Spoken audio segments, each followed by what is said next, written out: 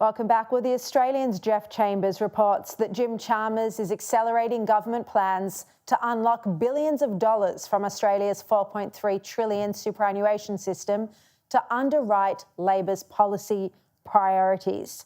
And this is in key areas including housing and clean energy.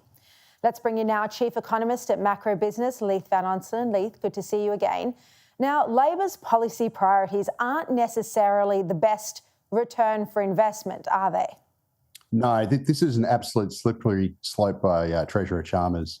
Sharri, look, he's already directed the Future Fund to invest in Labor's pet policy areas like housing, renewable energy, infrastructure, all those sorts of things, which under what Treasurer Chalmers calls value-based capitalism. And it looks like now he wants to direct our superannuation savings into Labor's pet policy areas. And look, the reality is superannuation should act in the best interests of members, and it should aim to achieve maximum financial and investment returns. And our superannuation savings should not be used by Labor as a slush fund to satisfy their political agendas and their social justice concerns. The fact of the matter is super belongs to us, not the government, and they need to basically keep their hands off our super. It's as simple as that. I think most people would agree with you. Chris Kenny had a terrific editorial on this topic earlier this evening, and he pointed out that Labor opposed the Coalition's policy to allow people to use their own super to buy property, you know, that 5% house deposit using your own super, yet they now want to dip into superannuation to fund their own policy priorities, including housing.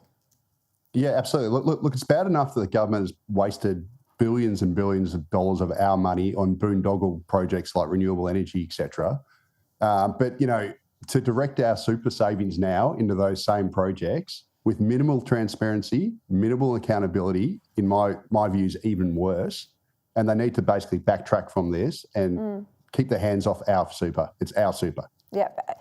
Are you getting feedback that people are very angry about this? I mean, it was only announced in a speech last night, so I suppose the word is still getting out there, but it was in the papers today.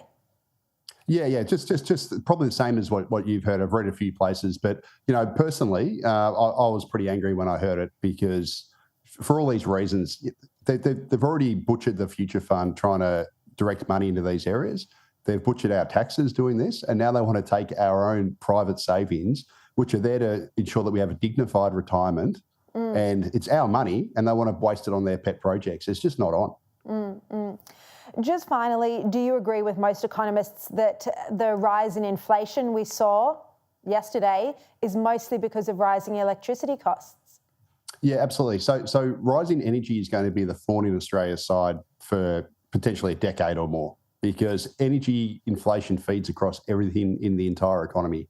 It feeds inflation across the entire supply chain because everyone uses energy. And unfortunately, we've got this idiotic gas policy, idiotic renewables energy policy. And as a result, gas and electricity prices are going to the moon, which just means we're going to have embedded inflation. It's going to be like a 1970s style shock where Australia is going to be a stagflationary economy of low growth, low productivity, and higher inflation, unfortunately. Really, really scary thought there if inflation can't come down because of embedded electricity costs, as you're saying. Leith Van Onselen, great to see you as always. Thank you very much for your time.